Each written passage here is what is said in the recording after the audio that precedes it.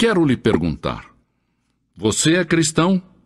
Cristão genuíno? Cristão verdadeiro? Muitos têm uma ideia falsa sobre o que é ser um cristão. Dizem que cristão é quem reza.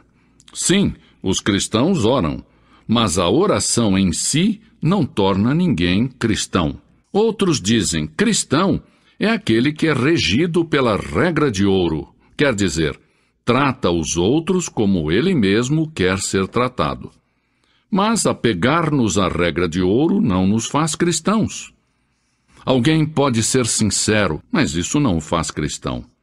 Alguns creem que o cristão é quem cumpre os 10 mandamentos. Todo o mundo tem quebrado os mandamentos. A Bíblia diz que aquele que violar um só mandamento se faz culpável por toda a lei.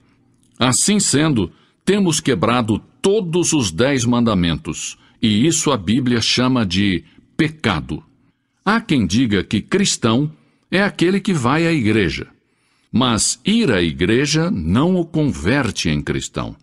Eu me refiro a uma relação real, genuína, profunda e pessoal com Cristo. Você tem essa relação? O que é um cristão? Primeiro, cristão é uma pessoa que fez uma escolha. Segundo, essa escolha tem produzido uma mudança na sua vida. E terceiro, tem aceitado um desafio. A seguir, quero destacar estes 3 aspectos. Primeiro, cristão é uma pessoa que fez uma escolha. Através de toda a Bíblia, somos chamados a escolher. No Jardim do Éden, Adão e Eva fizeram uma escolha errada. Rebelaram-se contra Deus. Decidiram tratar de construir o seu mundo sem Deus e cometeram um erro terrível e trágico. Os nossos primeiros pais quebraram a lei de Deus. Os seus filhos Caim e Abel herdaram os resultados da sua desobediência. E esses resultados têm se estendido para você e para mim. Todos somos capazes de pecar e todos pecamos. Disse Jesus: entrai pela porta estreita, porque larga é a porta e espaçoso o caminho que conduz à perdição, e muitos são os que entram por ela. Porque estreita é a porta e apertado o caminho que conduz à vida, e poucos são os que a encontram. Mateus 7, 13, 14. Ele disse que só poucos estão no caminho que conduz ao céu, porque a grande maioria vai pelo caminho largo que leva ao julgamento, à destruição e ao inferno. Em que caminho você se encontra? O que você faz a respeito de Cristo, da sua cruz e da sua ressurreição, isso é o que conta. Se perante a cruz entramos pela porta estreita e dizemos: sim, Senhor, eu creio, me aparto dos meus pecados, estou disposto a mudar de vida, então estamos tomando o caminho pela senda estreita, que pode ser rochosa, áspera e difícil, mas ao fim do caminho se acha o céu. Nesse caminho, Deus vai nos proporcionar novos recursos, novo poder, novo gozo e novo amor. Segundo, cristão é a pessoa em cuja vida se tem produzido uma mudança. Quem realiza isso é o Espírito Santo. No momento em que você recebe a Cristo, o Espírito de Deus entra e mora no seu coração. Em 2 Coríntios lemos: pelo que, se alguém está em Cristo, nova criatura é. As coisas velhas já passaram. Eis que tudo se fez novo. É Cristo que faz isso. Ele realiza este ato na sua vida. E eu pergunto: é essa mudança que tem sido produzida em sua vida? As pessoas são transformadas mediante uma mudança de sua mente. Você atua segundo o que você crê. Deixar de ser uma pessoa derrotada com os olhos fixos nos seus problemas depende de que a sua mente mude. Por isso, eu peço que você mude a sua mente a respeito de Deus, a respeito de Cristo. Siga-o, e então achará a paz e a satisfação que só Ele dá.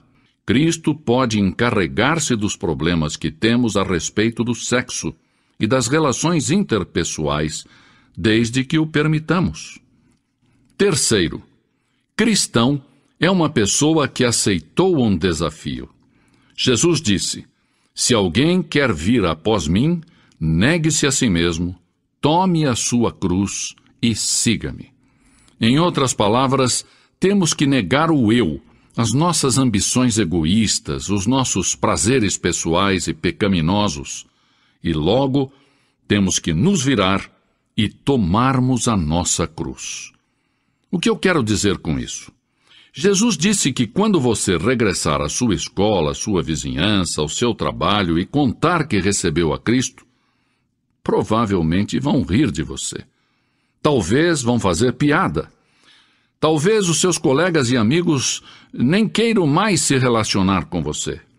Você vai ter que pagar um preço.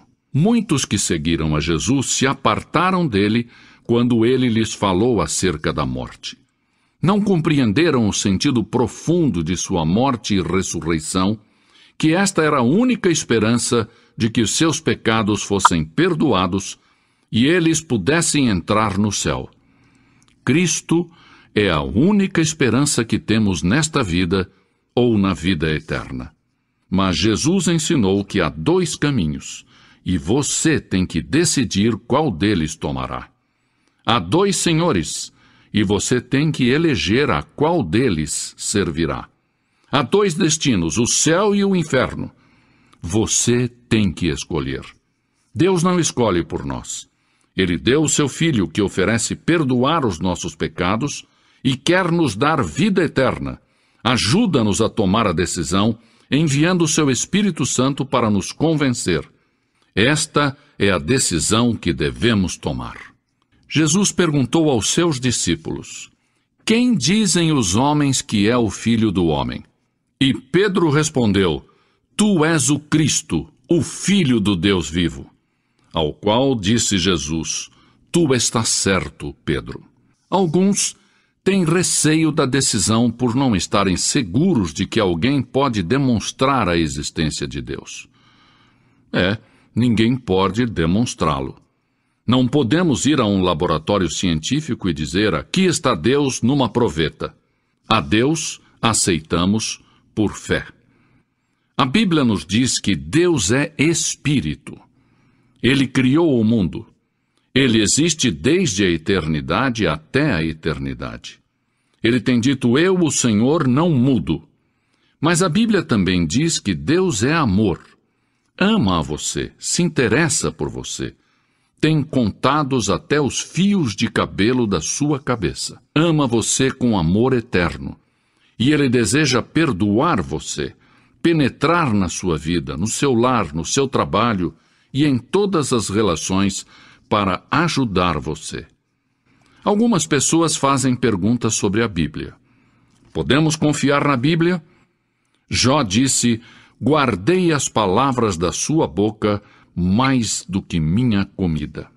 Diz a Bíblia: toda a Escritura é inspirada por Deus. Deus inspirou a Bíblia. Eu não entendo tudo o que ela diz, mas por fé aceito a Bíblia como a palavra de Deus. Cada vez que a leio, a Bíblia me fala da parte de Deus. Recordo a noite em que entreguei a minha vida a Cristo. Foi uma reunião evangelística. Aceitei levantar-me e ir até a frente, porque ardentemente desejava a Cristo. Sabia que realmente não o conhecia de perto, que não tinha uma relação pessoal com Jesus. Naquela noite, antes de conciliar o sono, ajoelhei-me junto à minha cama e disse: ó Deus, não sei muito sobre o passo que tomei nesta noite. Na verdade, não sei muito sobre ti, mas pelo pouco que sei, te rogo que me mudes, que me transformes numa nova pessoa. Bem, a partir daquela noite, eu passei a ser diferente. Deus tinha tomado a minha vida e começou a manifestar-se nela de uma maneira maravilhosa. Alguns rejeitam a Cristo por causa da própria igreja. Dizem: A igreja está cheia de hipócritas, mas hipócritas existem em todos os campos da vida. A igreja é para pecadores salvos pela graça de Deus.